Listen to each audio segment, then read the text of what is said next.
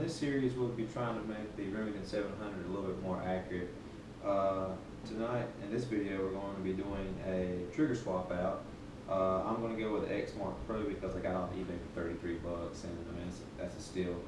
Alright, so the first step, you want to remove the scope, and I've already done that. The second step is you're going to remove the bolt, and if you don't know how to do that, just undo the bolt like you normally would. And there's a button on the bottom next to the trigger. Press it and slide the bolt out. Alright. You can take and remove a bipod if you'd like to, if you have one. I'll probably add it on and take it back off in different steps throughout the process. But I'm going to now flip the rifle upside down and put on a rubber mat and move the camera. Okay, now that we've got the GoPro mount on my head, so I can use this cool mount I've got now. First step is to get your Allen pack out or whatever you're going to use, and you're going to want to select a 5/32 and remove the front bolt.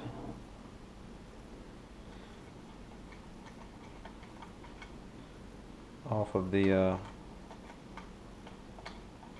stock, and put him to the side. Then the rear bolt.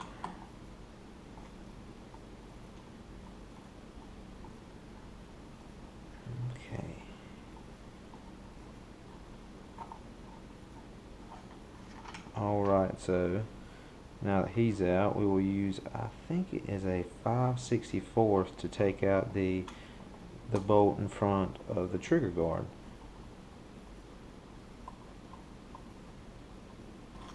Alright, now that all that's let loose, you can see the stock comes up really easy. Later on, we're going to be doing a glass bedding video, so hopefully that won't be the case. Hopefully it'll be a little more snug. Alright, now you're going to take out the follower and the magazine, and you're going to grab a Phillips head to unscrew the magazine housing. You don't have to do this, but I like it because it gives you a little bit more playing room. Alright, oh, we dropped our screw and our screwdriver. But anyways, you're going to take it off and locate your screw right here. You're going to put them over there. Okay, so you got two pins. You got the front pin and the rear pin. You can't see the rear pin unless the safety's moved to the back. Or in other words, it's in the safe position. Okay, so the first step is to removing the trigger is grab your drift pin or your punch, and you're going to press out these drift pins. And the main thing you need to worry about is there's two springs. There's a spring inside the trigger housing. When this little bad boy right here flies up, there's a spring keeping him pressed up this way. You have to worry about him flying out, and then you have to worry about this spring right here on the bolt catch, or the bolt release rather, flying out. So main thing you want to do is start off and drift from this side, and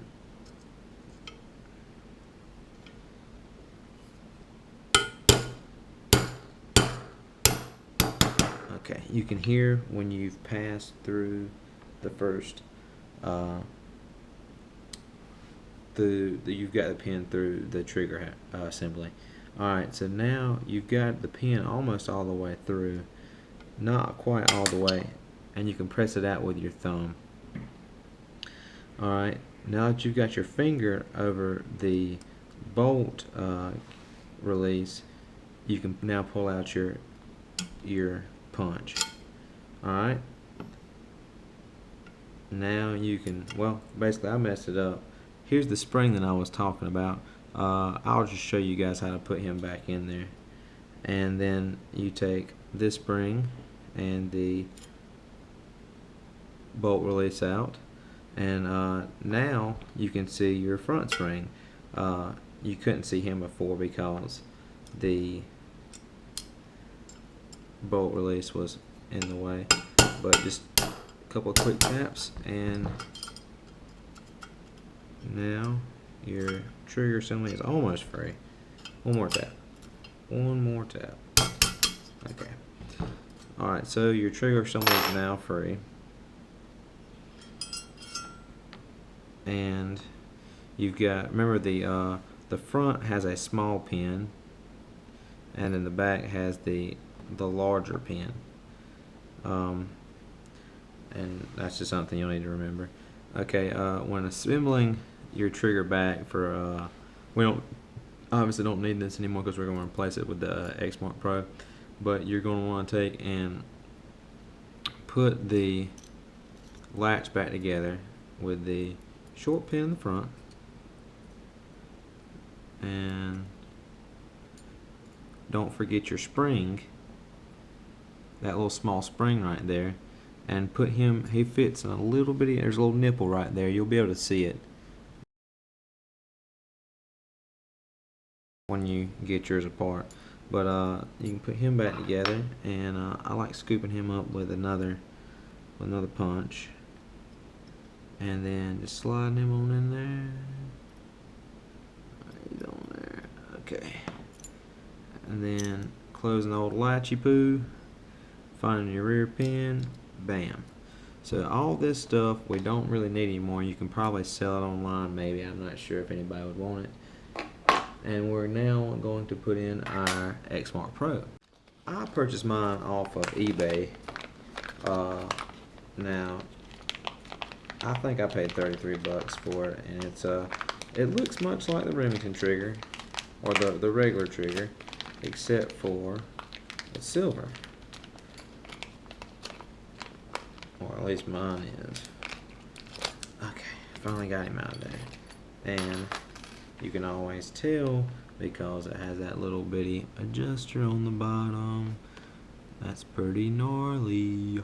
But anyways, so for the first step is you're going to want to take and to keep your trigger assembly together the best as possible. This guy's actually got them a little mixed up. So he's got the small in the rear, big in the front. Okay. Alright, so we will trade those guys out and get those back right. And yeah, so we're going to install the X-Mark Pro. Okay, so now that you've got your aftermarket trigger, we're going to put him right here for a second, and you've got your spring. We are going to take and put together the X-Mark Pro. And let's see, whoopsie daisy. You can always come in from the other side with another punch, much like you put a AR-15 trigger in,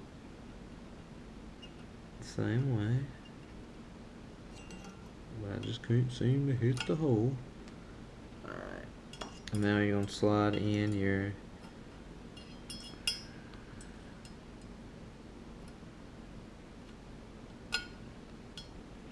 catch, and then just,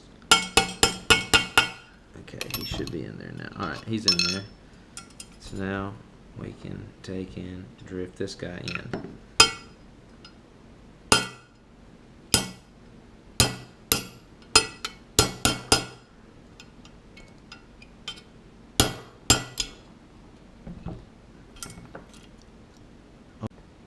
Okay, so now we're going to take and put in the rear pin.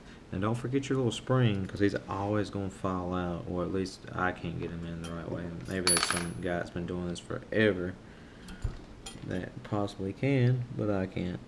So I always just drop him on there with a punch, and you'll get him on that little nipple. Come on, baby. Alright, he's on there. And then you slide this bad boy right here to close him up. And then use your thumb to get down to here. Alright, bam. And then you grab your pin and you beat them in. Not all the way, because you've got to take and put in your bolt release lever. So you want to take and push him in till he's flush right here. And I like to go ahead and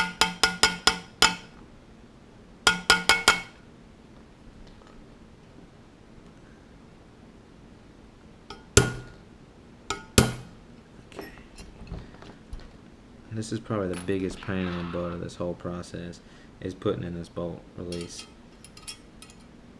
And this one's pretty good and timed pretty well. I like it a lot. But you slide in the lever, and oh, you got to find your spring. One good thing about this little bar mat right here is it tends to catch springs that fly up in the air, but after it catches them, it doesn't want to let them go.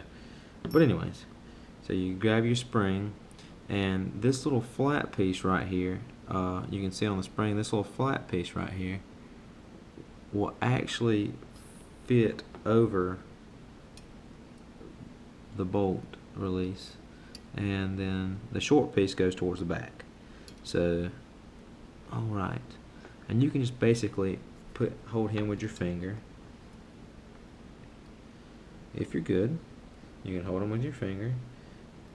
If you had 3 hands, it would be better though, but it's just doesn't work out like that. Okay.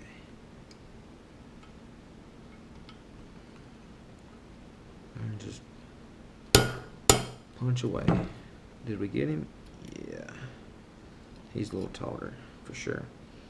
Alright. Let's see if we got it. Almost. Almost. We got to push down this bolt release. And then this has got to go towards the back. This is flat head. Uh-oh. SpaghettiOs.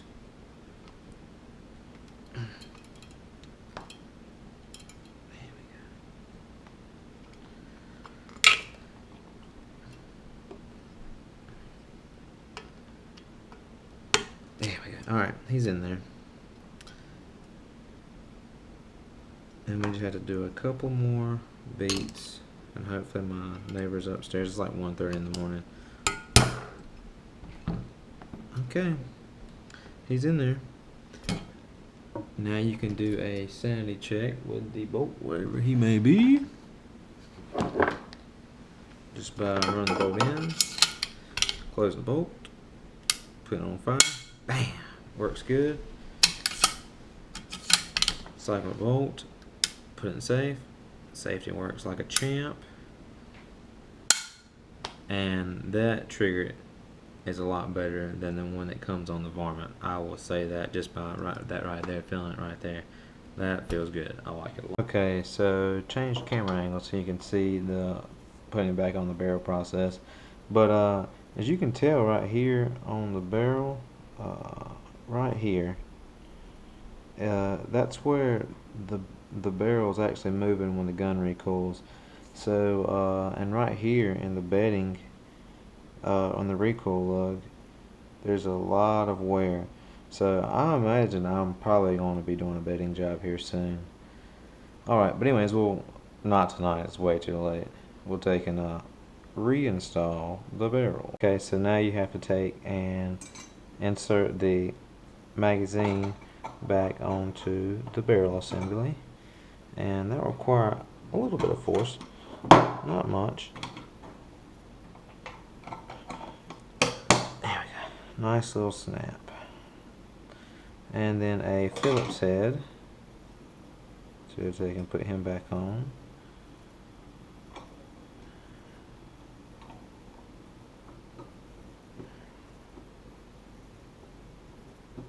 Okay, come on, beautiful. There you are. Okay. And now that you got your magazine in, you slide your follower in. And make sure you put him going in the right way, for God's sake.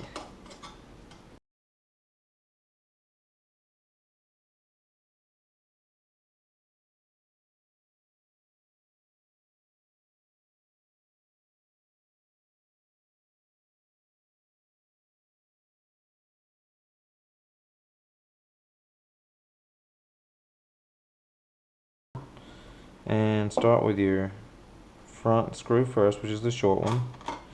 And ideally you would want to take and torque these down to around 30 inch-pounds or 25 inch-pounds for plastic Remington stock. And if you had like a Bell and Carlson or someone like that, fiberglass stock, you could probably do with aluminum bedding pillars. You could probably do 65 inch-pounds. But since I don't have a torque wrench, we won't be doing that. Maybe when I get out of college we'll be able to afford the right tools for the job. And then we'll go to the 5/64 and put on the screw that goes into the front of the trigger guard. And we are done. Okay, bam, bam. Alright, install the bolt. Pretty nice. Make sure there's nothing in it. Fire. Bam, that trigger is crisp. I do like that trigger. I cannot wait to shoot it. And we're done. Yeah. So took about an hour. With filming it probably took 2 hours. So yeah.